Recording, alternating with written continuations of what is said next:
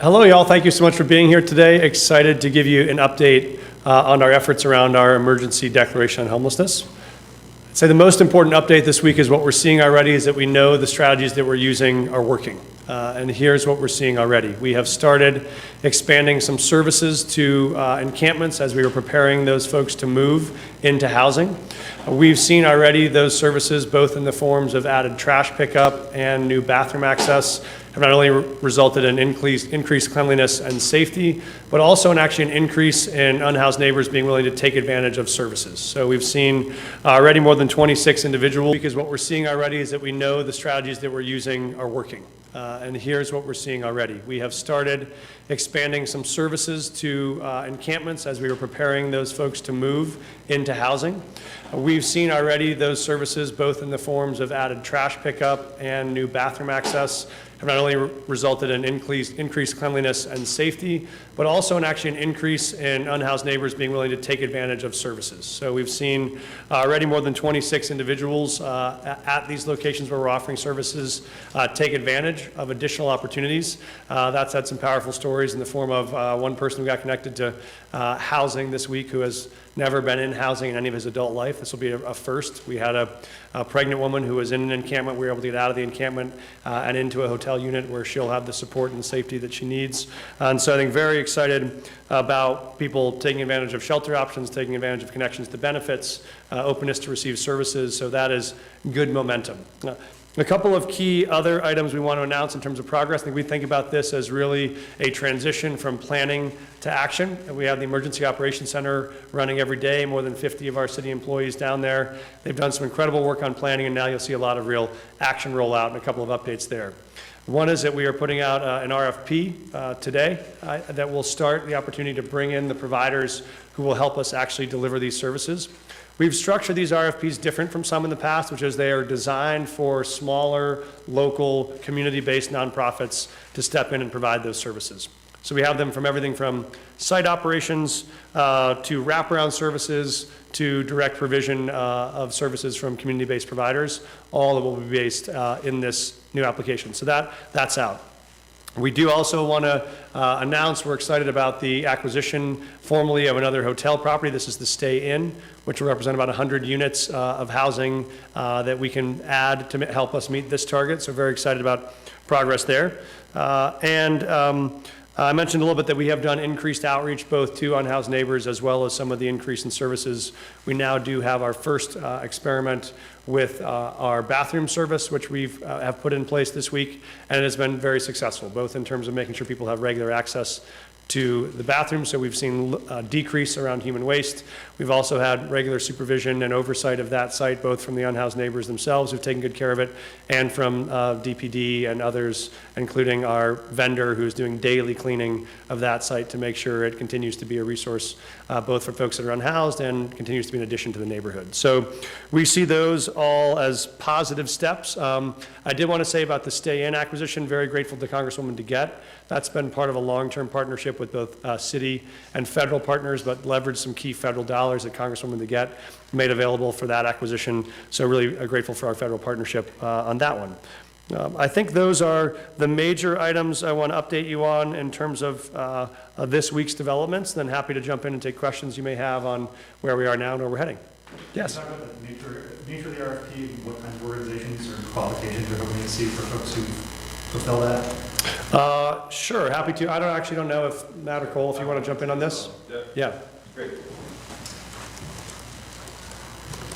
Good morning, everyone. Cole Chandler, Senior Advisor to Mayor Johnston for Homelessness Resolution. So the RFP that's available is for service providers to bid on operating and providing wraparound supportive services in micro communities. And so typically in the city and county of Denver, there's been only one organization that has worked in that space. We're excited about the opportunity to open this up and allow other nonprofit organizations to bid on it. We know that it's going to take a whole ecosystem of service providers to really scale this effort related to micro communities and to provide key wraparound supportive services. And so this RFP provides opportunity for multiple organizations to bid, and also to look at the creation of kind of affinity group communities that might serve people from particular communities in a particular location in a way that's unique to their needs. And so that's what this opens up for, and we're excited to host a bidders conference today and see what kind of interest is out there in the community. Do you have any idea of potentially how many organizations are eligible, and is it limited to just organizations in the city, or can they be out of state? Yeah, so the RFP is open for anyone to bid. That would include Denver-based organizations, as well as organizations that are not currently working in the city and county of Denver, or even working in the state of Colorado, so it's wide open for anyone to bid on. There's no limit to the number of organizations. Basically, the target that we've put forward is operators that are willing to operate sites that serve 40 to 100 people, and we've noted that we're looking to create 7 to 10 micro communities, and so that's sort of the scale that we're looking at through this RFP. Other questions? Yeah, Jim. Has there been any, I think you mentioned this previously, Mayor, a need for builders for micro communities. Is there any motion on an RFP, who's going to build the unit?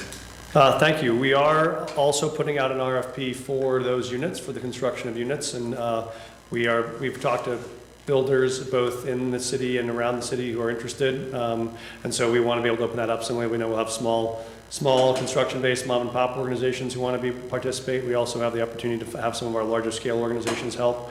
And I think what Cole was mentioning is this fits the design of how the services operate, which is we want to take what has been historically very concentrated services of large number of people in a small part of the city and actually decentralize those. So you have people in smaller communities spread out in different parts of the city with different kinds of providers who can provide different kind of support. So as you know, you could have a women or trans or non-binary focused community. You could have one that's focused on veterans. You could have one that's focused on couples or people with service pets. And we know each of those Denverites come with different sets of needs and different types of supports. And we have nonprofit groups with different kinds of expertise in that kind of support. So we think that the units may look different, the providers may look different, and the communities of Denverites may look different.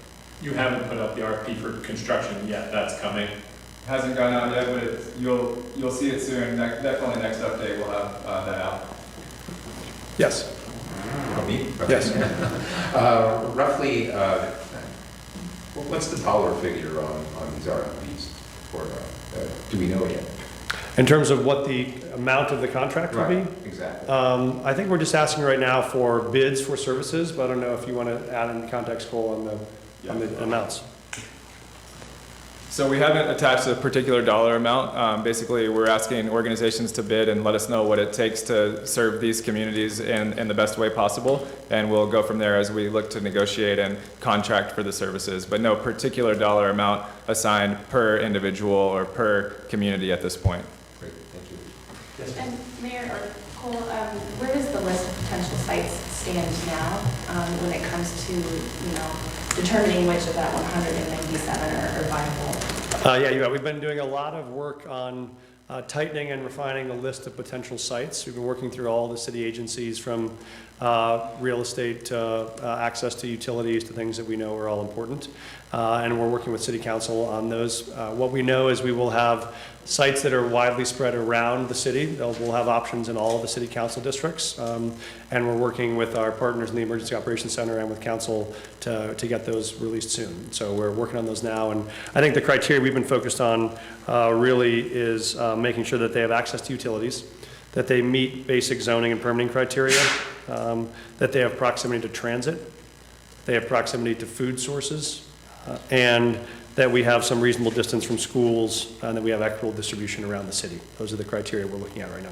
And only looking at publicly owned sites, or are private property owners coming forward? No, we're very much looking at privately owned sites as well, and we're in conversations with private landowners. It's one of the reasons why we're doing a lot of work behind the scenes right now, is we don't obviously want to publicly release information about private landowner sites unless we've talked to them, gotten their feedback, and seen their openness. I will say the response from private landowners has been really encouraging and exciting. They want to be a part of the solution. People are reaching out to us daily to offer sites, and they're really excited about being able to see this, their land, to be a proactive part of a long-term solution. Do you have a timeline for when the first micro community might open? We're still working on the idea of staging all of these transition of folks from being unhoused into housing by the end of the year. And so we're working with the Emergency Operations Center on what the sequencing of those might be. And as you can imagine, it requires aligning all of these variables at the same time, getting the supply chain of items built, getting the sites identified, getting them outfitted for utilities or other needs, being able to do intake with people to identify what their needs and preferences are, and then being able to connect to those people to those resources. So we're working on a spreadsheet of mapping all of those at the same time and figuring out which ones we think we can land earliest, which ones might take the longest based on their either permitting or rehab needs. We have time for one more question. Mayor, what is the value of doing these incremental updates once a week? Who are you trying to reach with these regular updates that you're providing? I think the key is we know there's a great deal of interest around the city. We're still doing town halls almost every night, and the turnout continues to be incredible. We're 100 to 300 people each night, even though we're doing 5 to 6 to 8 of these a week at this point. And so I think there is a great deal of interest from Denver residents to know what's happening, how it's happening, what impact it will have in their neighborhood, what the potential costs could be, and what ways that they can help. Almost at every town hall, the last question I get from someone is, how can we help? What can we do to be a part of it? And so we've talked about 3 stages of public involvement in this. One is around outreach. Many of the people on our team and city employees will be doing direct outreach to people that are unhoused to be able to get the information we need. What are your needs? What's your current life circumstance? What kind of housing is the best fit for you? How can we get a hold of you to be able to connect you to a unit? When it comes time to move towards moving days, where we're helping people relocate from places where they're unsheltered into housing, we'll have volunteers and supporters to help us be able to either close down and clean up encampments that we're closing or open up and welcome people into new housing units. Excited to do that. And then we also want to have ongoing neighborhood partnerships around how we welcome people to their new neighborhoods. That can be everything from faith communities to nonprofits to neighbors who are helping connect them to resources or just open relationships. And so we are working to keep people informed on both what's happening in terms of the process and sequence and ways they can get directly involved for those people that aren't making it to the town halls. And I'll just say as a close, thank you so much for being here and for making the time. And I think what we see is a real sense of momentum. We have stakeholder groups from across the city. We have faith communities who are very excited to get engaged. We have business partners who are excited to get engaged. We have nonprofit providers who are ready to jump in and be able to offer these services and sites around the city. We have city council leaders and community leaders and neighborhood organizations who are saying, we want our neighborhood to be part of the solution. And we want to have a real solution that focuses on getting people access to the services they need, to housing, to work, to mental health support, to addiction treatment. We're seeing already a real desire from the folks that are unhoused to believe that these services are coming, and a desire from neighborhoods to believe that we have a path to both get people housed and be able to get encampments closed and keep them closed in neighborhoods where we know that's been a real challenge. So we think this is a real positive sign of momentum on the road to success, and we're excited to stay at it and we'll keep you updated in the weeks to come. Thank you all for being here.